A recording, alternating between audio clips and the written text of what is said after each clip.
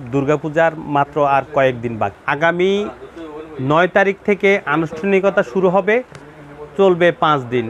প্রতিমা বিসর্জনের মধ্য দিয়ে শেষ হবে এই শারদীয় দুর্গা উৎসবটি।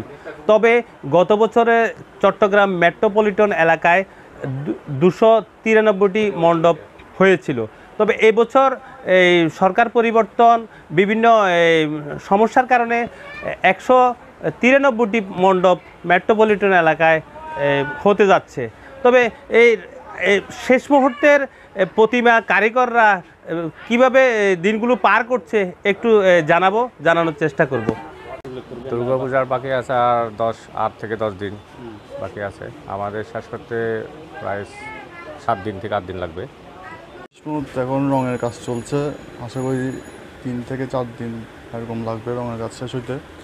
এরপরে আমরা বিভিন্ন মণ্ডপে প্রতিমাগুলো চলে যাবে। আমি এখানে আমার বাবার কারখানায় কাজ করি, বিভিন্ন প্রতিমার অলংকারপত্র, ছাপ এগুলো তুলি এবং রঙের সময় প্রতিমার বিভিন্ন শাড়ি কাপড় কাঠামো এগুলো রং করে থাকি।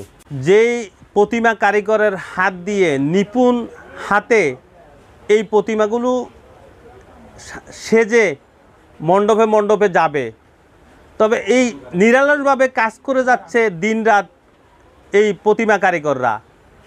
শেষ মুহূর্তের ব্যস্ততা চলছে চট্টগ্রামের প্রতিমা বানানোর কারখানাগুলোতে।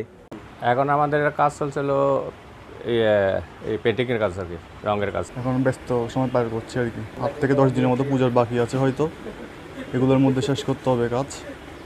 আসলে ভালো লাগে প্রতিমা বানাই, যে কারণ আমরা আমাদের এলাকার মধ্যে প্রতিমা বানাই একটা মৃৎশিল্প গোপাল পাল, ওনার হাতের কাজ অনেক ভালো।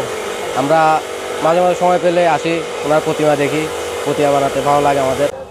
প্রতিমা কারিগরদের নিপুণ হাতে এই শারদীয় দুর্গা উৎসবের প্রতিমাগুলো তৈরি করা হয়। নাসিরউদ্দিন লিটন, আমার বার্তা ডিজিটাল, চট্টগ্রাম।